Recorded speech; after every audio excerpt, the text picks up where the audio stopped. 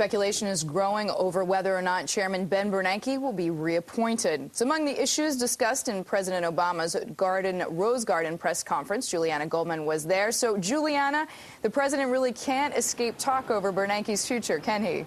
No, Deirdre, he can't, but expect that chorus of questions to get louder and louder. Still, in the meantime, the president is vowing not to make any news on the subject. Yesterday at that press conference, though, he did give the Fed chairman some high marks. I'm not going to make news about Ben Bernanke, although I think he has done a fine job under very difficult circumstances. Now, that language was actually a little more tempered. The president said he did a fine job. That compares to last week, our Bloomberg's Al Hunt's interview with the president, where he said Bernanke has done an extraordinary job under extraordinary circumstances. Senior advisors say not to read into any of those nuances.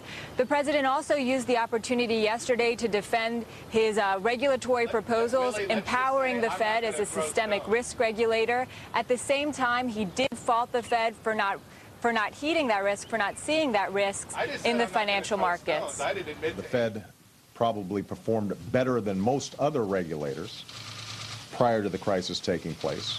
But I think they'd be the first to acknowledge that in dealing with systemic risk and anticipating systemic risk, they didn't do everything that needed to be done.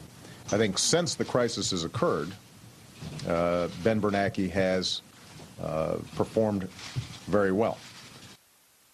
Now, that statement from the president came ahead of today's Fed interest rate decision. It also came ahead of a New York Times story which showed that Ben Bernanke is working behind the scenes a bit to push for greater power for the Federal Reserve. It'll be pretty interesting, though. One of the things it did say was that Bernanke is splitting with the administration on that consumer protection agency. He wants to retain that power of credit cards and mortgages. Eric? Juliana Goldman at the White House. Of course, thanks, Juliana.